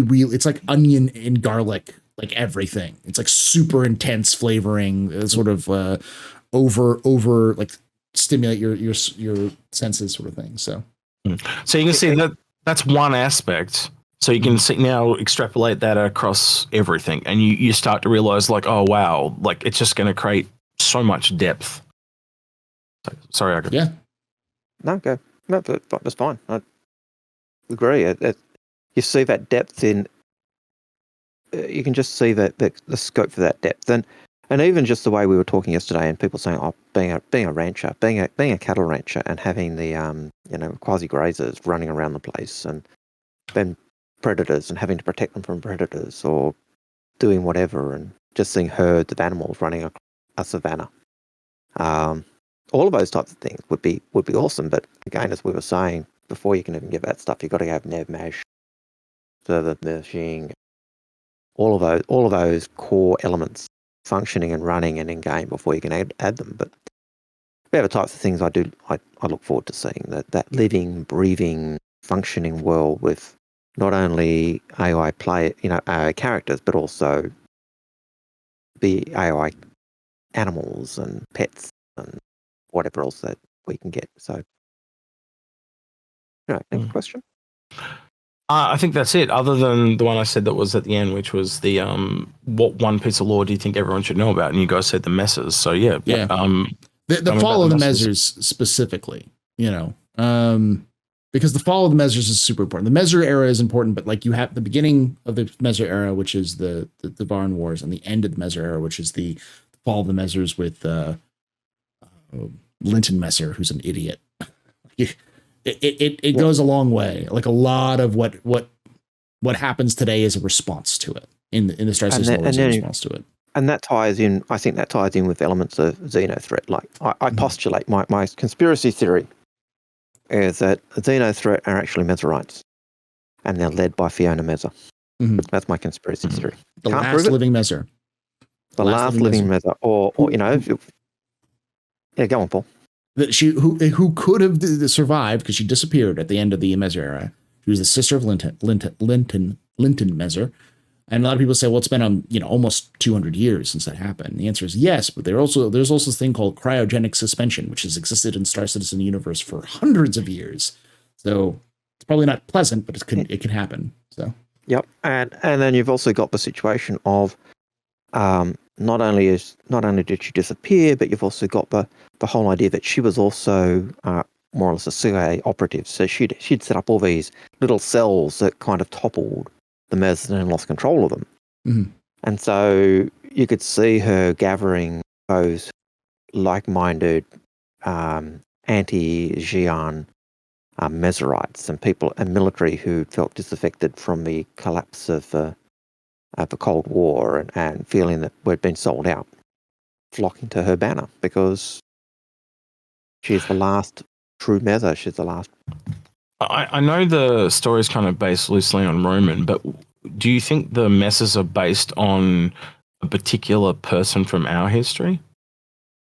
Like is like Nero or something? I don't know. I'm just trying to think. Is there something that they've drawn on there? Linton is very much Nero, like right. Nero or Caligula, like the bad emperors of Rome. But they're heavily inspired by Gaddafi or Saddam or Stalin, the dictators who like became super brutal and super horrible to their people, who may have had a start of a kind of an idea of what they're doing and they just ended up becoming an ego trip.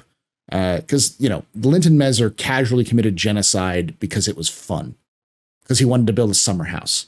So he killed an entire, like literally genocided an entire species for a summer house, which is the thing that got him overthrown. That whole concept. Nero builds a great big golden palace in Rome because he wants a new palace. And interestingly, the great big statue that's outside of the Colosseum is the last testament of Nero's summer house. It's a statue of Nero, basically. Yeah. And the Colosseum is where his summer house palace was. The Romans burned it down. Burned it down. Rebuilt it. Yeah. And it's that kind of thing. Like, and his father was responsible for the death of Anthony Tanaka, and he's very similar to any kind of impotent ruler. The Vichy France or the what am I trying to think? The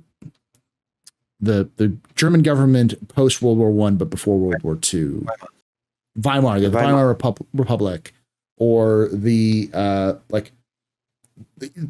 governments that seem to have some sort of like, there's a reason they exist. The Vichy French are terrible traitors to the French, but their concept was, well, the Nazis are here. We're going to at least try to keep them off of our people and try to help them. There was a mentality behind it. And, Weimar was like, we're trying to make this work, even though we have no idea what we're doing. It's that also sort of... At least when you look at the Weimar Republic, a lot of the things, they were the mob who actually set up the training bases with the Soviets, so they were getting tanks. They were the one, a lot of the stuff they'd set up it was actually gave Hitler so much on a silver platter. Yeah. Their army, we've got to shrink our army, but they kept all the regiments and all the cadres of all the regiments existent. So when Hitler goes, let's do mass conscription, they go, everything's set for the mass explosion of the military. They did, all the cadre were there, all the yeah. So, and the Weimar Republic weren't wusses, but they certainly get a bad end of a stick historically. Yeah, and that's very much like the Messers, especially the later Messers. Like, yeah, was Ulysses Messer a terrible person? No, he had a good idea, but he also gave his cousin power to make 5 to 7 year olds work 16-hour shifts. Like, yeah. And those who don't see X's eyes just lit up right there. Yeah, they were making orphaned, like 8-year-olds work in factories for 16 to 24 hours cleaning weapons factories like exhaust manifolds, which is why when Anthony Tanaka was just finished a 14-hour shift and was told, "Hey, your replacement went into anaphylactic shock and is in the hospital. You're gonna have to work another double." He was just like, "No," because he's 8 years old, or he was 12. He's like 12 years old. He's 12 years old. He just was done. It's like, I just worked 14 hours. F you. And so when he got shot in the head by a guard that turned out to be a personal bodyguard to the governor, who also just happened to be the cousin of the emperor, that guy gets out pretty quickly. That's the kind of like brutal stuff that Star Citizen does not shy away from the brutality of humanity. Makes me wonder if it's based a little bit on Schindler's List there, just a little bit. Possibly. Well, and those laws of having the children work in the factories, that's like Industrial Revolution. Yeah. That's purely straight from that horrible period where, children are running behind, doing the cleaning of the fabric factories and cleaning the cotton waste from the machines while they're working. And because they're small, they can get into those tight spaces. Now, I just got to say that we Hurstons would never do that to the children. They've got to learn from their betters. Just remember that. Was that kid that was shot the statue at Levski? Yes. Yep. Okay, that makes a lot more sense now. Yeah. Yeah. Okay. And now I understand that whole thing with them at Levski wanting to break away. Yeah. Okay. Right. It all makes. Yeah, and if you think about like Levski and Nyx, like Nyx is a great example of like how lore in Star Citizen works. Like if you need to understand the Mezzers and the fall of the Mezzers to understand why Nyx is the way it is, because Nyx was founded during the Mezzer regime, and after the Mezzers fell, it's like, oh well, this is new UEE, but the people at Nyx are like, nothing's changed. Nothing's changed. Nothing's changed, and which is the reason why they have that giant statue of Anthony Tanaka as remember Anthony Tanaka, because in their mind it's like these are the same people who shot a 12-year-old kid in the head after working a 14-hour shift. They just decided to get rid of the one guy instead of one emperor. Now they have 100 or a million. Cool. Yeah. Instead of having one person in charge, it's now just this citizen class is in charge. It's went from one dictator to hundreds of thousands of to a committee. Yeah. And that's and even though Grimhex and Levski look very similar in their the way their settlements are, they're run down, they're broken, things are not working. They're also totally different because Grimhex is criminal controlled, whereas Levski is those who don't want to be criminal controlled. They're not criminals. They're just, we want to be left alone. And their efforts are to try and keep the criminals out. And that's one of their concerns at the moment. The criminals are trying to work their way in. But that whole asteroid belt is loaded with lots of little settlements of little outposts of people, a bit like the planets. But Levski is the main center, and that they struggle with supplies and other stuff because they're outside of the loop. So it's understanding the law helps you understand those places and gives them all more depth and explains things like the statue. Yeah. Mm-hmm. I think it's a great place to end it. Thank you, X, for coming on and asking those questions. After an hour and 45 minutes, it's almost 2 hours. It's like but I will say, for those on Patreon, you get to see the event, the looks of not only the three of us, but reaction of Excecute when he finds something brand new, like these 14-hour things. Yeah. Or Paul's wonderful T-shirt that he wears on. I don't actually wear a suit all the time. It drives people insane. Like Paul doesn't wake up in a suit. And it answers the question that I was asked yesterday: does Al always wear the suit and tie? Well, no. I've also breaking the immersion. You actually get to see my room for a change as well. Yeah. So yeah, there we go. So you get lots of things. So if you're not a Patreon and you'd like to see behind the scenes stuff, now you can. Yeah, and of course, you can get you'll be able to get that merch if you're not a patron, but if you're a patron, you get to see that full res picture of Al Hurston done by our wonderful artist. I'm gonna mess up her name because it's very different now. It's Iris Harper, because it's Casatopia on Twitter, who does she works with those guys with ships. She's a fan artist.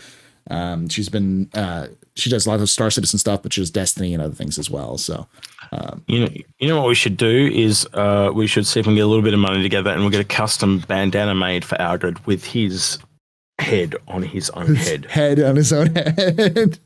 Head on a head. Well, thank you all for joining us. And like I say every time, hope to see you someday. Well, nope, I did it wrong. I keep doing that. It's not that. It's, and remember, Exhistoria ad Astra. I'll ask what I asked last time before we stop is what does that mean? It means from history to the stars.